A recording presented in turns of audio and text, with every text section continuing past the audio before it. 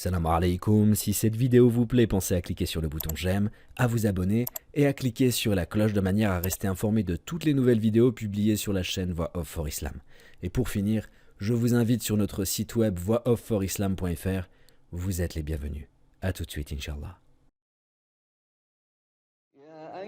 الناس قد جاءتكم موعظة من ربكم وشفاء لما في الصدور وهدى ورحمة للمؤمنين قل بفضل الله وبرحمته فبذلك فليفرحوا هو خير مما يجمعون قل أرأيتم ما أنزل الله لكم من رزق فجعلتم منه حراما وحلالا قل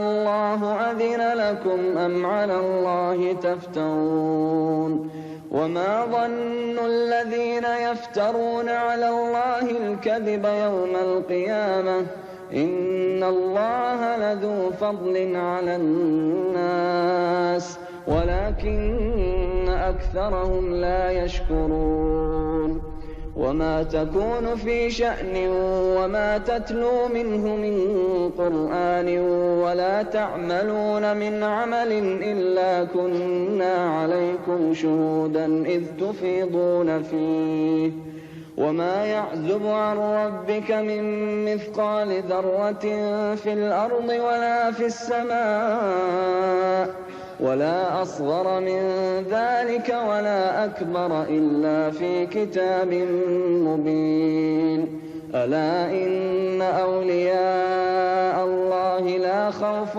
عليهم ولا هم يحزنون الذين آمنوا وكانوا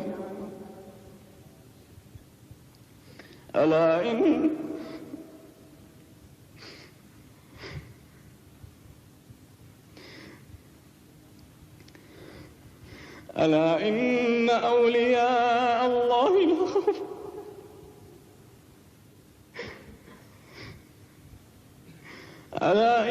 أولياء الله لا خوف عليهم ولا هم يحزنون الذين آمنوا وكانوا يتقون لهم البشرى في الحياة الدنيا وفي الآخرة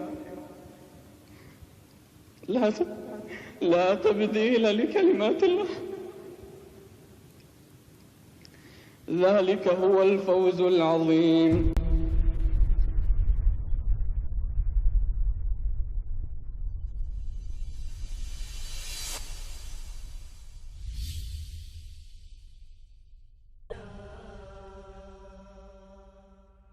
Au nom d'Allah, le tout miséricordieux, le très miséricordieux.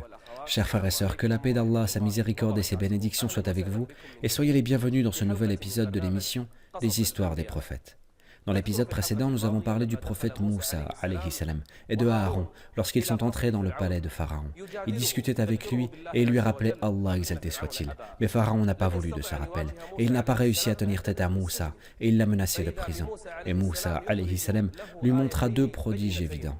Le premier prodige, c'est lorsque Moussa, alayhi salam, jeta son bâton et qu'il se transforma en serpent, et les gens ont eu peur. Et le deuxième prodige, c'est sa main qui est sortie et qui est devenue blanche, une lumière étincelante, et les gens étaient en train de regarder. Et c'est là que Pharaon a eu peur, que Moussa, alayhi salam, enchante les gens, et que les gens le croient. Et il dit aux gens que ce que vient de faire Moussa, alayhi salam, était de la magie, une magie bien connue chez nous. Et nous allons lui amener une magie comme la sienne et plus grande encore que la sienne, qui va battre sa magie. أجئتنا لتخرجنا من أرضنا بسحرك يا موسى فلنأتينك بسحر مثله فاجعل بيننا وبينك موعدا لا نخلفه نحن ولا أنت مكانا سوى Ici, Moussa alayhi salam a pris l'opportunité. Tu veux un rendez-vous, Pharaon? Tu veux un lieu et un temps pour notre défi? Est-ce moi qui ai raison? Ou bien toi et les magiciens? Moussa alayhi salam s'est servi de cette occasion. Que veux-tu, Moussa? Choisis le jour et choisis le lieu et le temps. Et Moussa alayhi salam a choisi le jour de la fête, le jour de la zina, et pas n'importe quelle heure. Il choisit la matinée, l'heure où tous les gens se regroupent, les hommes et les femmes, les petits et les grands. موعدكم يوم الزينة وأن يحشر الناس. Ma condition, c'est que tout le monde se rassemble. وأن يحشر الناس ضحى. Dans la matinée, quand le soleil sera déjà levé et que les gens regarderont tous pour que rien ne soit caché aux gens de cette bataille. Et effectivement, ce jour arriva et Pharaon a rassemblé les magiciens. Il dit, ramenez-moi tout magicien savant, ramenez-moi le meilleur magicien d'Égypte, ramenez-moi les meilleurs magiciens. Et on a amené à Pharaon tous les magiciens, les leaders des magiciens. On raconte qu'ils ont dépassé les milliers de magiciens. Ils se sont rassemblés chez Pharaon et ils lui dirent, est-ce qu'on aura une récompense si nous sommes les vainqueurs? قال نعم وإنكم إذا لمن المقربين. Vous serez parmi mes proches, vous serez parmi les gens précieux. Et Pharaon a commencé à regrouper les gens. Il rassemble les habitants de l'Égypte parmi le peuple de Pharaon. Il rassemble les fils d'Israël, tout le monde parmi le peuple de Pharaon et des enfants d'Israël. Les gens se sont rassemblés en attendant cette bataille, en attendant ce défi. La femme est sortie avec ses enfants. Les personnes âgées, les vieillards, les petits, les femmes, les hommes, tout le monde est sorti ce jour-là. Tout le monde pour être témoin de cette bataille. Est-ce que le Dieu de Moussa et de Aaron a raison ou est-ce que c'est Pharaon qui a raison? Et les gens se sont rassemblés et des milliers de magiciens devant Moussa et il n'a que son bâton dans sa main. Moussa alayhi salam leur donna un conseil. Au début, il leur dit ويلكم لا تفتروا على الله كذبا ويلكم لا تفتروا على الله كذبا فيسحتكم بعذاب وقد خاب من افترى. Lorsqu'ils ont entendu ces paroles, ils ont compris que ce n'étaient pas des paroles d'une personne normale, que ce n'étaient pas des paroles d'un magicien comme le leur a décrit Pharaon. Et ils se sont disputés entre eux. Et les gens ne se sont pas mis d'accord, les magiciens également. Que sont ces paroles? Des paroles bizarres, des paroles extraordinaires. Peut-être qu'on va être puni par Allah, comme le dit cet homme. Certains d'eux dirent, nous ne l'affrontons pas, et d'autres dirent, nous allons l'affronter.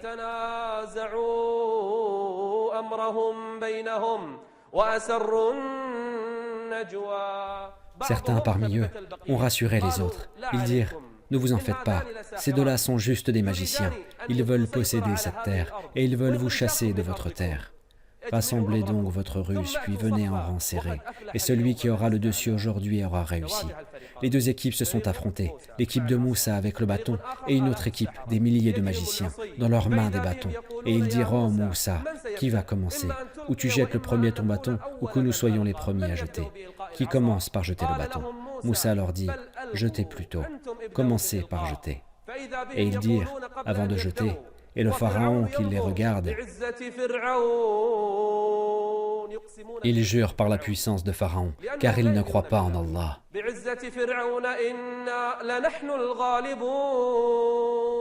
Pharaon était content, et les magiciens jetèrent leurs bâtons, et chaque bâton se transforma en un grand serpent, et les milliers de bâtons se sont transformés en milliers de serpents.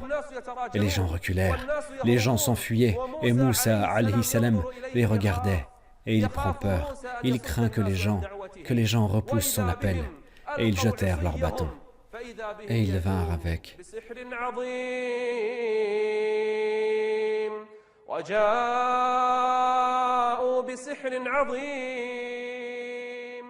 ils ont ensorcelé les yeux des gens, comme l'a dit Allah exalté soit-il.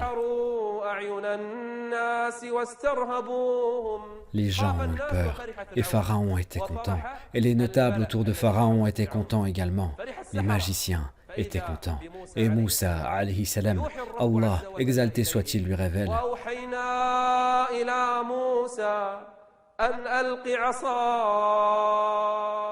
Lorsque Moussa alayhi salam jeta son bâton, il se transforma en serpent, un serpent qui dévora tous les autres serpents, un grand serpent, un serpent qui n'était pas reconnaissable, personne ne l'avait déjà vu. Et voilà que celui-ci se mit à engloutir ce qu'ils avaient fabriqué.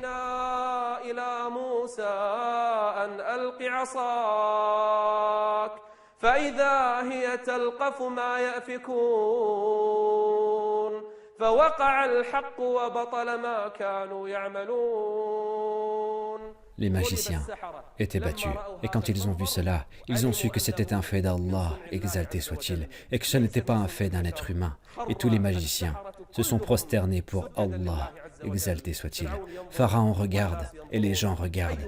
Quelle est cette bataille qui vient de se terminer par la prosternation des magiciens pour Allah le Très-Haut? Subhanallah walhamdulillah wa la ilaha illallah. Subhanallah walhamdulillah wa la ilaha illallah. Après ce qu'il s'est passé, Pharaon se mit en colère. Tous les magiciens qu'il a amenés se sont prosternés. Ils se sont prosternés pour qui? Pharaon leur dit, pour qui vous vous êtes prosternés? Nous croyons. Vous avez cru en qui? Nous croyons au Seigneur de Moussa et d'Aaron. Et Pharaon rassembla tous les magiciens qu'il a amenés pour combattre la religion d'Allah le Très-Haut. Pharaon les amena, des milliers de magiciens. Il dit, vous avez cru en qui? Nous croyons au Seigneur de Moussa et d'Aaron. Puis il leur dit, si vous m'aviez demandé la permission avant de croire en lui, mais est-ce que tu leur aurais permis, ô Pharaon, s'il t'avait demandé la permission?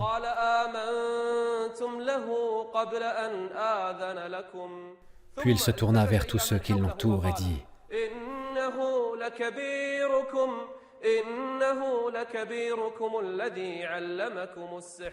après avoir perdu, il a propagé entre les gens. Après avoir été découvert, il a propagé entre les gens que Moussa est le chef des magiciens et que c'est leur commandant et que c'est lui qui leur a montré la magie et que c'est pour cela qu'ils se sont prosternés pour lui. Il a cru que les gens allaient croire à ses paroles mensongères. Il a cru que les fils d'Israël n'allaient pas croire à ce prodige évident. Pharaon a perdu et il s'est mis à menacer les magiciens. Il leur dit que s'ils ne repoussent pas leur nouvelle religion, et leur foi en le Dieu de Moussa et de Aaron, il va les torturer. Je vais attacher chacun de vous à un arbre. Et effectivement, il les a attachés et il leur dit qu'il allait couper à chacun d'eux une de ses mains et une de ses jambes, la droite avec la gauche et la gauche avec la droite. Je vais les couper en morceaux. Soit ils abandonnent ce qu'ils viennent de faire, soit je les torture. Pharaon dit en menaçant les magiciens,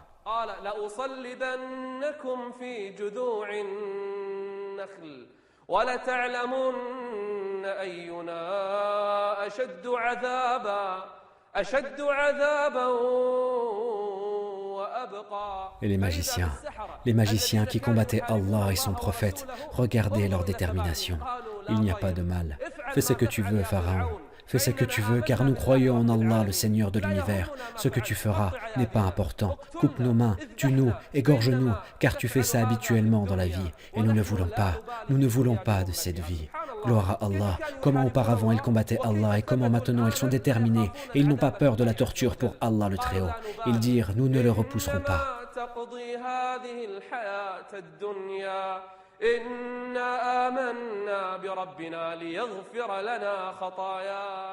Et effectivement, Pharaon les a tous égorgés.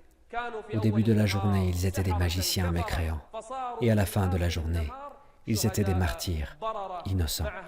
Mais même avec ça, Pharaon les a tués. Et il a été battu. C'est la deuxième fois que Moussa, alayhi salam, l'a battu.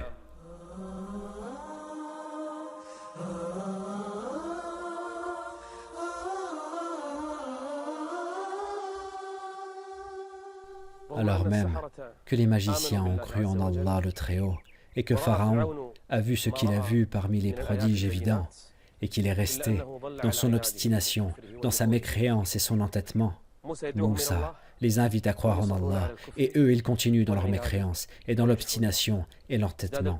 La mécréance s'est intensifiée et l'oppression a continué et Allah exalté soit-il a envoyé sur Pharaon et son peuple des prodiges. Allah les a envoyés sur Pharaon pour qu'il revienne à son adoration. Exalté soit-il. Mais comment un homme comme lui peut revenir à l'adoration de son Dieu? Le premier fléau qui est descendu sur eux est la disette, la sécheresse. Ils sont atteints par une sécheresse et les plantations sont séchées et les troupeaux moururent et ils étaient atteints par une grande faim et un grand supplice et ils partirent voir Moussa alayhi salam pour lui demander d'invoquer Allah le Très-Haut pour qu'il leur retire ce tourment.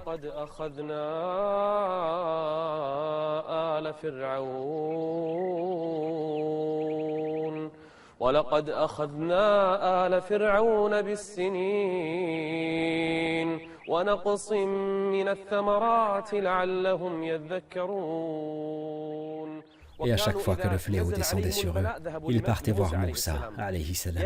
Ils savent qu'il y a un Dieu qui lui exauce ses souhaits, mais malgré cela, ils n'ont pas cru en lui. Ils dirent « Oh Moussa, invoque pour nous ton Seigneur en vertu de l'engagement qu'il t'a donné. Si tu éloignes de nous le châtiment, nous croirons certes en toi et laisserons partir avec toi les enfants d'Israël. » Et Moussa invoqua son Dieu, et Allah le Très-Haut leur a rendu les vivres une nouvelle fois, et les fruits en repoussaient une nouvelle fois, et ils retournèrent dans leur mécréance, ils restèrent dans leur mécréance et leur entêtement, et Allah exalté soit-il les a punis une nouvelle fois. Quelle était la punition?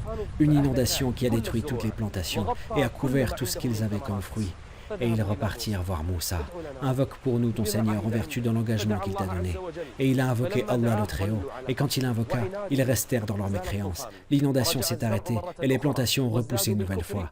Et leur mécréance augmentait. Et Allah fit descendre sur eux un nouveau fléau. Il fit descendre sur eux des sauterelles qui détruisaient toutes les plantations, qui détruisent toutes les cultures. Ils dirent, oh Moussa, invoque pour nous ton Dieu. Si tu éloignes de nous ce châtiment, si ton Dieu nous retire ce supplice, nous croirons en lui. Et il invoqua Allah. Et les sauterelles partirent, et les plantations repoussèrent une nouvelle fois, mais ils restèrent dans leur obstination. Des inondations, puis des sauterelles, puis les calandres. Qu'est-ce que les calandres? Les petits insectes qui mangent toutes les plantations. Après qu'il les ait cachés, les calandres et les insectes vinrent pour les manger. Et ils partirent voir Moussa, alayhi salam. Ils dirent, invoque pour nous ton Dieu. Et il invoqua Allah le Très-Haut. Et il leur retira les calandres et les insectes. Mais ils retournèrent dans leur mécréance et ils continuèrent leur tyrannie. Et Allah exalté soit-il fit descendre sur eux un autre supplice, les grenouilles. Ces animaux se sont répandus chez eux, dans leurs maisons, dans leurs chambres, sur leurs lits. Elles ont couvert toute la terre. Ils dirent, « Oh Moussa, invoque pour nous ton Seigneur en vertu de l'engagement qu'il t'a donné. Si tu éloignes de nous le châtiment, nous croirons certes en toi et laisserons partir avec toi les enfants d'Israël. » Et il invoqua Allah, exalté soit-il, mais ils restèrent dans la mécréance. Allah les a sauvés une nouvelle fois et il leur a envoyé une dernière punition. Et c'est le sang. Toute leur eau s'est transformée en sang. Ils ne pouvaient plus boire de l'eau.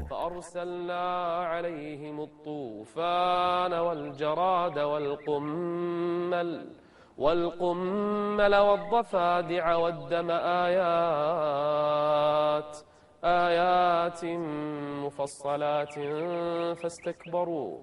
فاستكبروا وكانوا قوما مجرمين. Le peuple de Pharaon restait dans la mécréance. Ils restèrent dans leur mécréance et dans leur obstination, dans leur orgueil, alors qu'ils avaient vu les prodiges évidents, alors qu'Allah les a sauvés de plusieurs supplices, mais ils sont restés dans leur mécréance.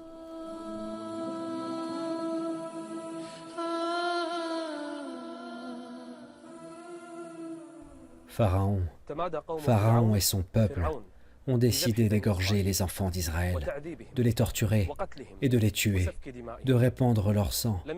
Ils n'ont pas laissé un enfant ou une femme sans qu'il lui fasse honte. Le peuple de Pharaon a augmenté les tortures des enfants d'Israël, et les fils d'Israël continuent de patienter et de supporter, jusqu'à ce qu'Allah le Très-Haut a révélé à Moussa et à son frère Aaron: ordonnez aux enfants d'Israël que chacun reste dans son foyer et qu'il ne sorte de chez lui que pour quelque chose d'indispensable. Et rendez vos maisons comme lieu de prière et rendez-les comme direction pour prier. Et faites beaucoup de prières et d'invocations.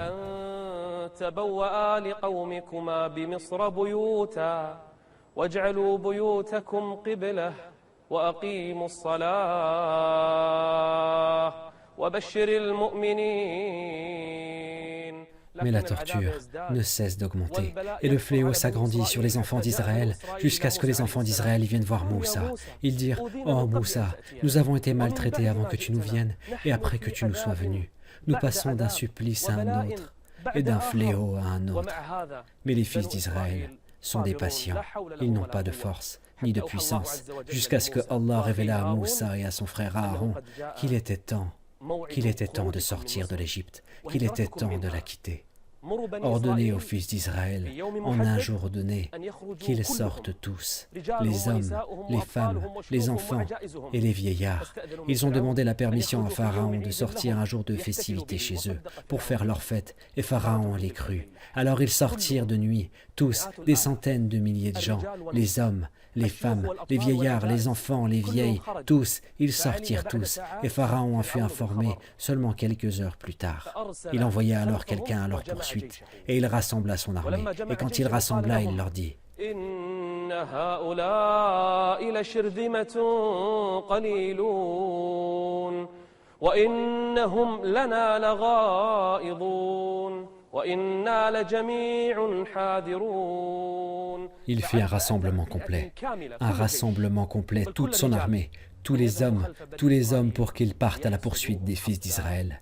Il ne voulait laisser aucun enfant d'Israël vivant. Il ne voulait laisser ni homme, ni femme, ni enfant, ni âgé, sans qu'il ne le tue. Et bien évidemment, Pharaon lui-même sortit avec son armée à la poursuite des fils d'Israël. Subhanallah walhamdulillah wa la ilaha illallah.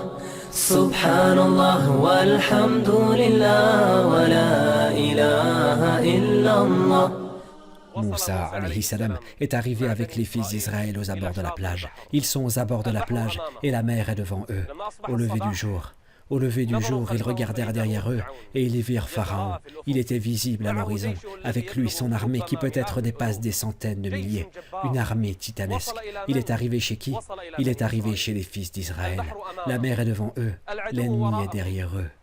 Qui était avec Moussa, son frère Aaron, qui était avec lui Josué ibn Nun, qui était avec lui le croyant de la famille de Pharaon. Il y avait avec lui les faibles et les pauvres, il y avait avec lui les vieilles femmes, les enfants et les vieillards, qui étaient avec Moussa. Personne. Il n'avait pas d'armes et il n'avait pas de grandes armées.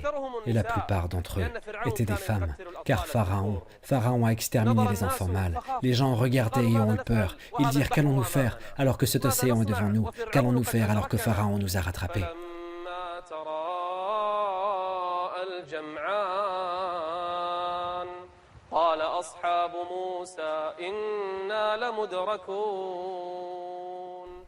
Nous allons être rattrapés. Cette fois, c'est bon. C'est fini pour nous. Pharaon est arrivé, et Pharaon était heureux. Il dit à ses soldats: regardez comment ils sont arrêtés par la mer. La mer les a empêchés de fuir. Regardez, la mer est dans mon camp. La mer les a arrêtés pour nous. Maintenant, nous allons les anéantir. Maintenant, nous allons les égorger. Qui était avec Moussa, le croyant de la famille de Pharaon, qui était à cheval? Il essaya d'aller dans la mer avec son cheval, mais il revint. Alors il demanda à Moussa. Il dit: ô Moussa, ô prophète d'Allah, est-ce là que tu as reçu l'ordre de venir? Il dit: oui, c'est ici que j'ai reçu l'ordre de venir. Le croyant de la famille de Pharaon essaya à nouveau, mais il revint avec son cheval. Il questionne qui? Il pose des questions à Moussa, et la mer est devant lui. Il dit: oh Moussa, est-ce là que tu as reçu l'ordre de venir? Et Moussa alayhi salam lui répond: oui, c'est ici que j'ai reçu l'ordre de venir. Où est l'issue? Où est l'échappatoire? Et puis Pharaon arriva vers eux et s'approcha d'eux. Il faillit y arriver, être apporté des enfants d'Israël et réussir à tous les tuer. Et il était prêt à égorger les enfants d'Israël. Et c'est là qu'Allah a révélé à Moussa qui était sûr que la victoire allait arriver. Quand les fils d'Israël ont commencé à s'agiter, qu'est-ce que Moussa a dit?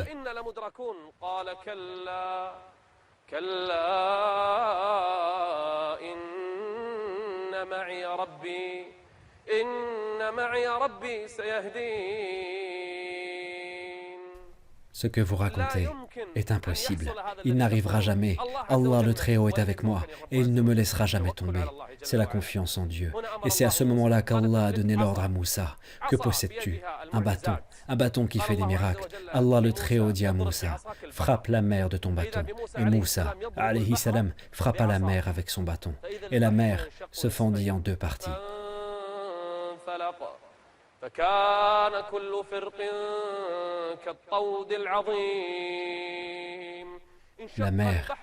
La mer s'est fendue en deux, chaque versant étant comme une énorme montagne. Oh Allah, si l'eau décline, la terre devint boueuse, mais pour Moussa, alayhi salam, elle devint sèche.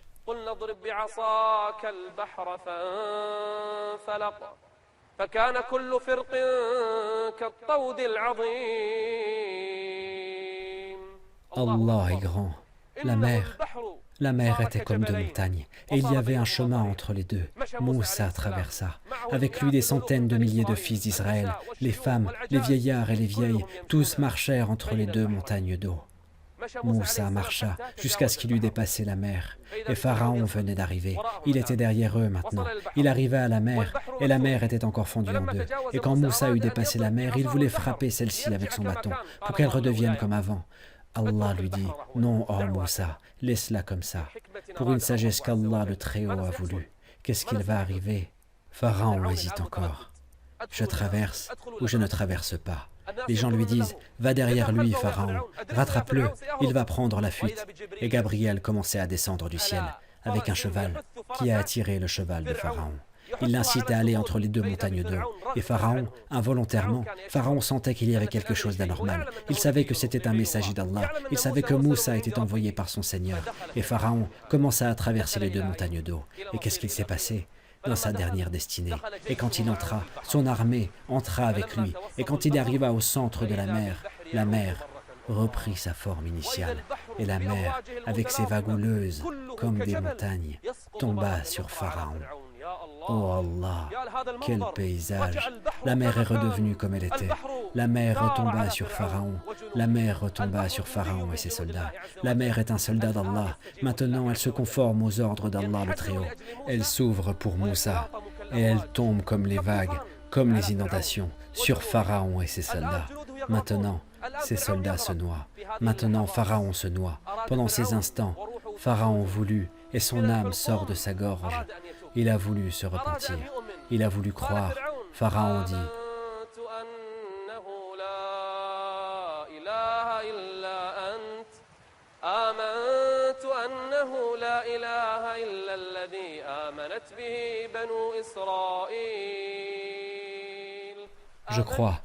je crois en le Dieu de Moussa, en le Dieu des fils d'Israël, et Gabriel qui pose la boue dans sa bouche. À ce moment-là, Allah le Très-Haut dit à Pharaon,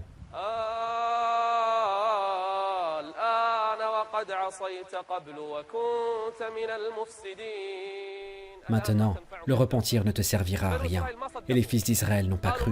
Ils dirent, Pharaon n'est pas mort, cette personne ne meurt pas. Ce personnage qui nous a fait souffrir toutes ces années ne meurt pas. Et son cadavre remonta à la surface. Allah a sauvé son cadavre. Les fils d'Israël l'ont vu alors qu'il était mort, pour s'assurer qu'il est bel et bien mort, qu'il est décédé et qu'il en est fini de Pharaon.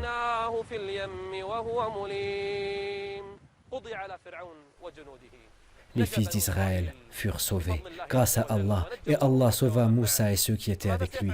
Que vont faire les fils d'Israël maintenant? Quelles sont les disgrâces que les fils d'Israël vont commettre sur Moussa, alayhi salam?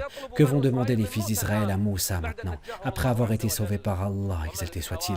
Et quels sont les faits, les histoires bizarres qui sont arrivés aux fils d'Israël pendant qu'ils étaient perdus? Tout cela sera le thème de notre émission, si Allah le veut, dans le prochain épisode. En attendant, je vous laisse à Allah le Très-Haut, et que la paix et la miséricorde d'Allah et ses bénédictions soient avec vous.